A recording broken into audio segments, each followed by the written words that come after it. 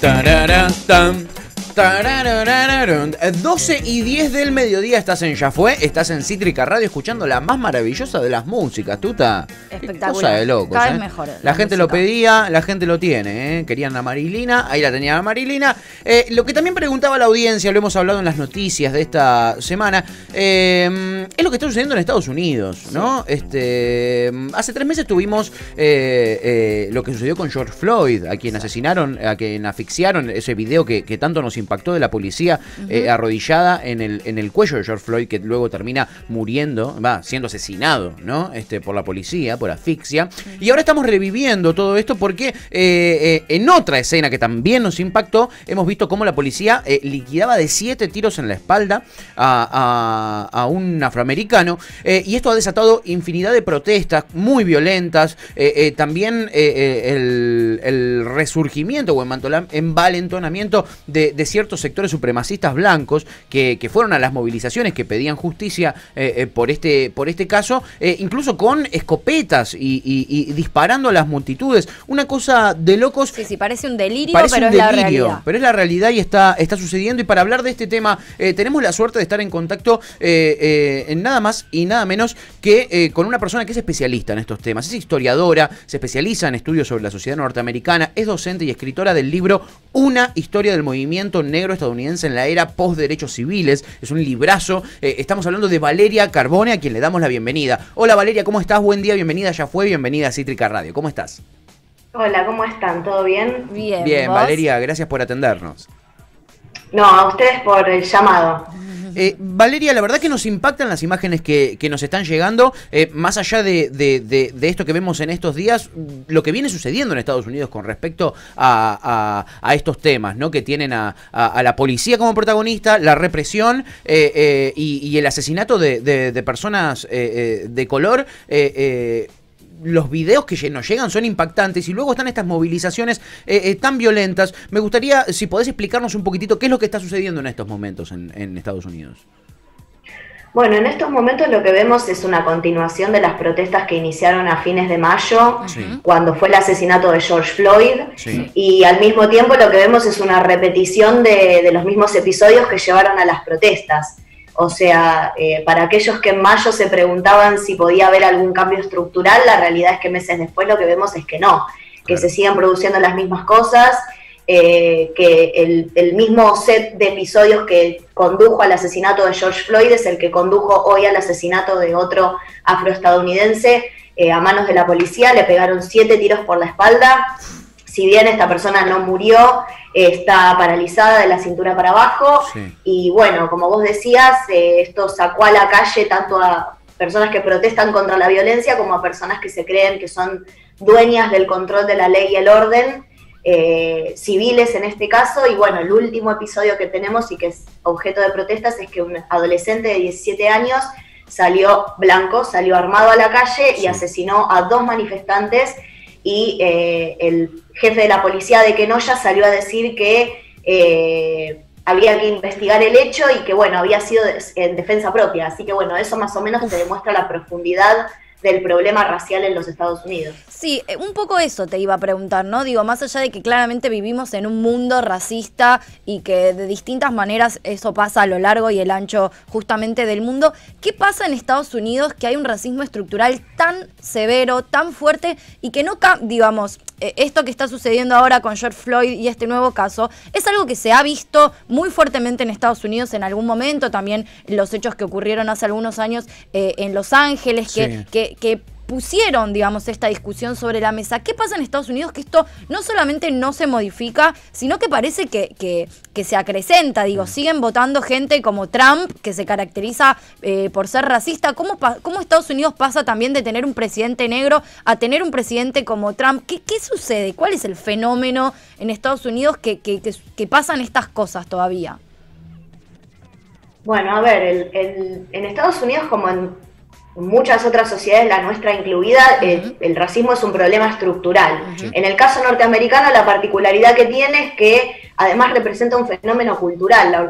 La sociedad de alguna manera está organizada en términos raciales. Claro. ¿Qué quiere decir esto? Nosotros tenemos que tener en cuenta que Estados Unidos es una sociedad en la cual no solamente tiene una muy larga historia de esclavitud, una esclavitud racial, porque sí, la esclavitud históricamente no necesariamente fue un fenómeno racial. claro.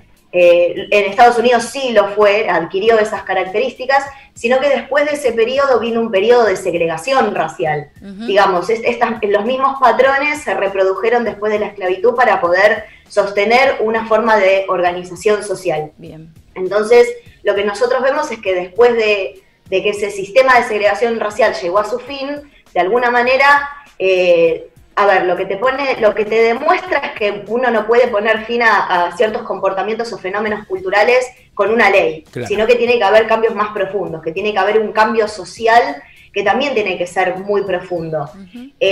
A ver, lo que me preguntaban del primer presidente negro, creo que por un lado demuestra que hay muchas cosas en la sociedad norteamericana que cambiaron, sí, en 50 años, desde la clarificación del derecho al voto, que Estados Unidos haya elegido su primer presidente negro es importante, sí, pero también demuestra que Estados Unidos va muy a la saga de otros países que han elegido presidentes afrodescendientes. Es verdad. Sí. Eso por un lado. Es verdad. Por otro lado, también te demuestra que es un conflicto social que todavía no se resolvió.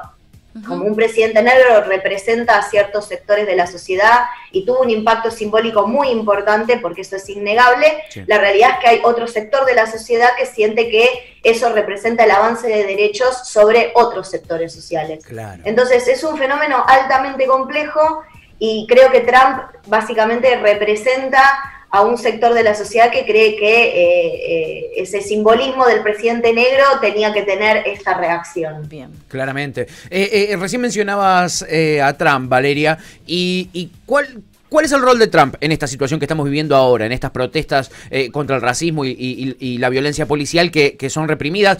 Si no me equivoco, ayer él anunció que iba a mandar la Guardia Nacional a reprimir estas manifestaciones. ¿Cuál es el rol que él juega? ¿Es un rol importante o esto es un fenómeno social que lo excede? Creo que la respuesta es las dos cosas, me parece a mí. ¿Por qué te digo esto? Porque en realidad Trump es el presidente norteamericano, sí, tiene la potestad de mandar la Guardia Nacional, sí, pero el que tiene que aceptar el ingreso de la Guardia Nacional en el Estado es el gobernador, en este caso. Entonces ahí tiene que haber una conciliación, si no implicaría otro tipo de problema político, que es que Trump decida intervenir el Estado. O sea, hay como... se convertiría en otra cosa muy, muy grande. Bien. Y ayer yo, por ejemplo, una de las cosas que mencionaba en Twitter es que en donde se están produciendo estas últimas protestas, que es en una muy pequeña ciudad que se llama Kenosha, creo, o Kenosha. Kenosha, ahí está. El alcalde de la ciudad es un demócrata y es el que mandó a la policía local altamente armada y militarizada a reprimir. Entonces lo que eso te demuestra es que esto no es un problema partidario, sino que es un problema estructural, que en Estados Unidos las autoridades o las instituciones entienden que la protesta social hay que responder con represión, digamos. En Estados Unidos lo que se ve es que hay una muy fuerte criminalización de la protesta social en todos los niveles, no solamente la protesta racial, también las protestas laborales, las protestas sociales de diferente índole, y me parece que eso excede al gobierno federal de turno. La militarización de las fuerzas de seguridad se empezó a dar en 1968 con Richard Nixon, con su discurso de la ley y el orden, y se acentuó exponencialmente después del 2001 con el ataque a las Torres Gemelas en un contexto de lucha contra el terrorismo. Exacto, de hecho Donald Trump ayer en el Twitter justamente puso: voy a mandar a la Guardia Nacional para restaurar la ley y el orden. En un tuit literalmente puso eso, como que realmente es bajo esa premisa que la represión, digo, para restaurar la ley y el orden. ¿Lo entienden de esa manera objetivamente? Sí, no, además el discurso es no solamente criminalizar la protesta social, sino criminalizar a los que protagonizan la protesta social, digamos, ¿no? Se los adjudica únicamente como a ciertos sectores de las minorías étnico-raciales, incluso a los pobres, ¿no? Porque Trump ha tenido esta peculiaridad de decir muy abiertamente de que los pobres, como si los pobres no perteneciesen a los Estados Unidos, que es una sociedad de clase media y que están inundando los suburbios, y bueno, es un discurso, el de Trump, muy xenófobo, muy sexista, muy clasista, muy todo, Sí, digamos, sí, pero todo lo malo todo, sí. Total. pero al mismo tiempo, a ver, y esto siempre lo digo, yo me peleo mucho con esta idea de que se quiere imponer de que Trump es una anomalía. Trump no es una anomalía. No, claro. Trump es un presidente que representa, tiene un discurso muy parecido a otros presidentes norteamericanos en el pasado. Tal vez nos sorprende porque estamos en el siglo XXI y esto no tendría que pasar, pero claramente él representa a un sector de la población, que no significa que sea por todas estas cosas al mismo tiempo, ¿eh? Claro. Creo que es por diferentes cuestiones, pero bueno, me parece que hay que dejar de pensar que Trump es una anomalía porque no lo es. Porque no lo es. Incluso el mismo jefe de la policía de Kenosha, esta localidad pequeña de la que estábamos hablando, donde se están sucediendo estos hechos, dijo que la culpa es de los 2 manifestantes que fueron asesinados por violar el toque de queda. Y dijo que el muchachito de 17 años que les disparó, este supremacista blanco, lo hizo para resolver el conflicto. Que les disparó para resolver el conflicto. Sí, dijo. pero sin ir más lejos, más allá que después uno puede cuestionar lo que es el sistema democrático y si en sí es un presidente que encarna una democracia, objetivamente ganan por el voto de la ciudadanía. Entonces, digo, más allá de esto, de profundizar sobre lo democrático, lo no democrático, está ahí por una votación democrática en algún punto y porque la mayoría de los ciudadanos estadounidenses eligieron que él sea el representante del país. Entonces, totalmente, claramente... Es un reflejo, ¿no? Claramente es un reflejo total. Es un reflejo. Estamos hablando con Valeria Carbone. Ella es especialista en estos temas. La verdad que teníamos muchas ganas de entrevistarla. Es la autora del libro Una historia del movimiento negro estadounidense en la era post-derechos civiles, que está buenísimo. Yo lo recomiendo a los que les interesan estos temas. Y todo esto que estamos describiendo, Valeria, que vos nos estás contando, se da en un contexto en el que las elecciones son inminentes. Y se están desarrollando la Convención Demócrata, la Convención Republicana. ¿En qué contexto político se dan estas protestas y estas manifestaciones? No, y en ese contexto, en un contexto de campaña presidencial que ahora ya básicamente entró en el último tramo con ambos candidatos definidos por ambos partidos. Sí. Las fórmulas presidenciales ya están definidas y bueno, y en un contexto pandémico y de crisis económica y también de supresión de derechos electorales. Entonces, me parece que todo eso es un combo bastante importante que hace que... A ver, yo no considero que estas elecciones en Estados Unidos sean históricas, ni las más importantes de la historia norteamericana, ni nada por el estilo. Hubo otras elecciones que fueron más cruciales que estas en la historia. Claro. Ahora sí son elecciones que se están dando en un contexto de excepcionalidad pocas veces vistos en la historia norteamericana. Por un montón de cosas, además en un contexto en el cual...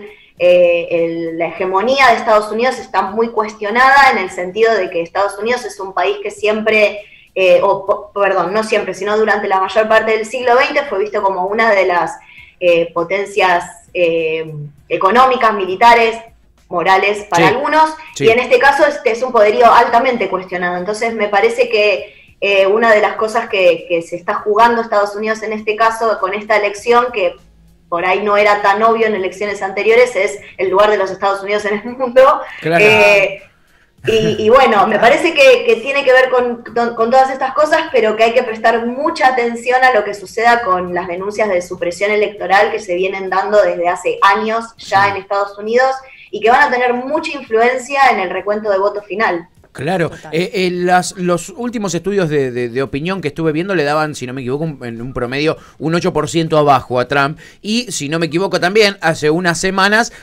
siempre por tuit, Donald Trump dijo que para él no tendrían que llevarse a cabo las elecciones a lo dual, de una cosa parecida, lo cual es raro, digamos. Sabemos que él es muy de vender humo, pero Estados Unidos tuvo elecciones hasta cuando estaba en guerra civil, ¿no? Nunca se interrumpieron las elecciones. ¿Cuán real es cuán posible es que Trump pierda las elecciones en Estados Unidos? Sí, perdón, acá me voy a hacer la maestra Ciruela. A ver, decime. Viejísima la referencia, pero en realidad cuando fue la guerra civil, en realidad Estados Unidos no celebró elecciones. La referencia que se está dando es el tema de la Segunda Guerra Mundial, que es una referencia que a mí me causa mucha gracia porque el conflicto bélico no fue en Estados Unidos, fue en Europa. Y ellos entraron al final, aparte, Claro. Por lo tanto, suspender las elecciones no hubiera tenido ningún tipo de lógica ni nada por el estilo. Pero bueno, amén de eso, ya me olvidé que me preguntaste a todo esto. Por hacerme así la puntualista. Con las está muy bien, igual. ¿Cuál fue la pregunta? La pregunta era si es posible que realmente que Trump pierda y que esté debilitado de cara a estas elecciones. ¿Es real eso? ¿O es la maquinaria demócrata que nos quiere hacer creer un poquitito eso? Mira, la realidad es que yo creo que tenemos que mirar qué pasó en 2016, 2015-2016. Sí. A ver, Trump estaba último en todo, desde que empezaron las primarias en el Partido Republicano. Sí. Hasta el día de las elecciones, la gente creía que ganaba Hillary por arrasamiento. Sí, no existe esa palabra, no importa. Pero incluso, y voy a dar otra referencia, que fue en el 2018 cuando se celebraron las elecciones de medio término, que son las de renovación legislativa, se hablaba de una oleada demócrata que iban a arrasar en el Congreso y no pasó ni una cosa ni la otra. Entonces creo que hay que prestarle atención a esas cosas. Bien. Yo la verdad es que, a ver, ¿qué va a pasar? Nadie lo sabe. Obvio. Porque también influye mucho cuánta gente se pueda presentar a votar. Claro. Eso es una realidad. Y hay muchísimas denuncias de que están eliminando sitios de votación, que están eliminando lugares para emitir el voto por correo, que están cambiando incluso leyes de empadronamiento, bueno, digamos que están imponiendo nuevas condiciones para que la gente pueda votar a muy pocas semanas antes de las elecciones. Sí. Entonces, las encuestas creo que hay que tomarlas con pinzas, es algo que yo siempre lo digo, sobre todo en un momento en el cual ustedes y yo podemos votar en una encuesta que se haga en los Estados Unidos. Entonces, creo que hay que tomar los antecedentes en forma muy importante, o sea, que hay que tomarlos realmente en serio. Y bueno, y la verdad es que en algunas cosas el candidato demócrata se para más a la derecha de Trump. Entonces es difícil para el votante demócrata o independiente, incluso para muchos republicanos, ver en dónde están parados, dónde está parado el partido opositor. Claro. Entonces creo que todo eso va a influir y bueno, también hay que ver la gente que tan hastiada está de todo este sistema, que ya en 2016 le dio a mucha gente una gran desilusión con el resultado no solo de las elecciones, sino de las primarias dentro del Partido Demócrata. Así que creo que es un conjunto de cosas. Claro, qué fenómeno más complejo, qué ¿no? Locura, qué fenómeno más complejo, qué interesante.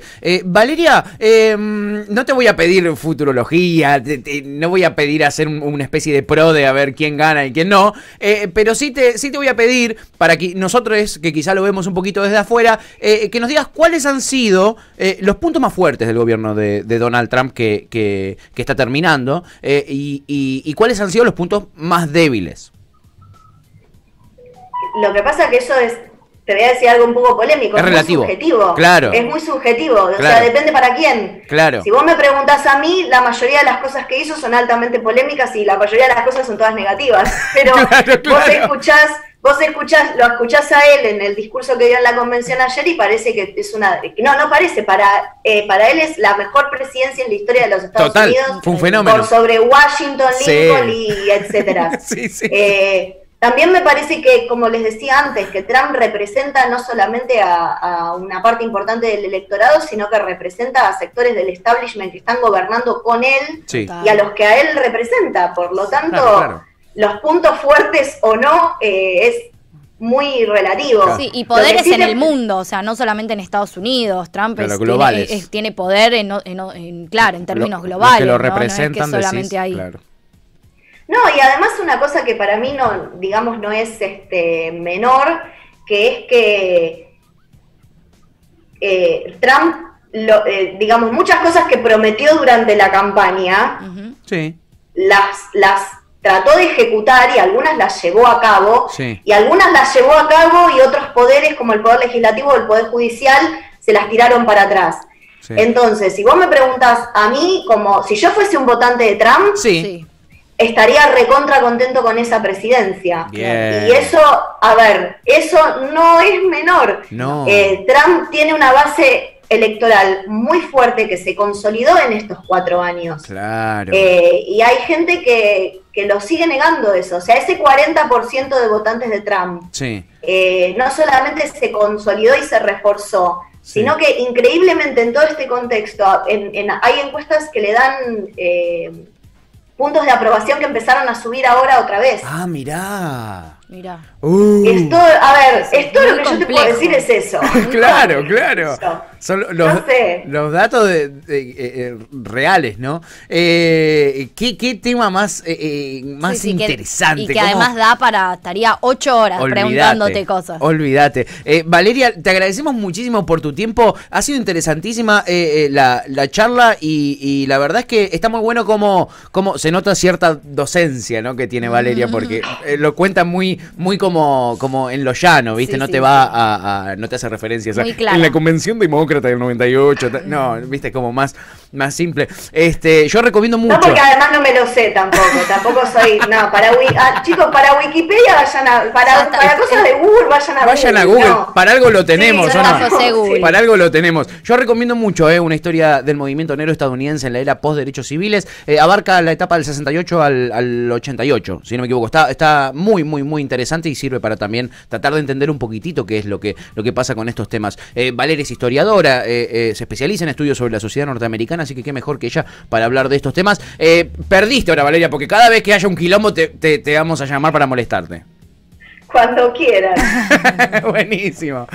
Yo hablo, no sé, después. Me encanta. Después nos No arreglamos importa. nosotros, Me ¿o no? encanta. Sí, hagan lo que quieran con eso. Fíjense. Fíjense ustedes. Vale, mil gracias por tu tiempo, un gustazo la nota y seguro prontito te volveremos a molestar. No, a ustedes, les mando un beso grande. Abrazo grande, Chao. buen fin de. Valeria Carbone con nosotros. Síganla en las redes, síganla en las redes. Yo la sigo en Twitter, es Vale L Carbone. La buscan como Val-Carbone. Es hasta investigadora del CONICET. Es Sí, una cosa es loca. muy interesante realmente. Y es esto que decías, o sea, Estados Unidos es como un mundo. O sea, Tan complejo, ¿no? Es tan complejo. Se puede hacer un análisis de no sé, yo no lo entiendo, pero me encanta preguntar cosas. Sí, y ella claramente Como responde. con Tommy, es como Sí. lo que no entiendo nada, me encanta preguntar. Total, No sé. total. De verdad les digo, el libro está buenísimo, una historia del movimiento negro estadounidense en la era post-derechos civiles, muy recomendado. Sí. Chickens, 12:33 del mediodía. Qué miedo lo Se que viene una ráfaga de No, actualidad. pero además re picada. Re picada. Estoy re cansada. Te agarró encima hoy, cansada, boludo, Tuta. sí. Te agarró cansada. Me voy a hacer 2 minutitos de Junta yoga a ver fuerza. si... Junta fuerza que viene este temazo, mira. Qué difícil.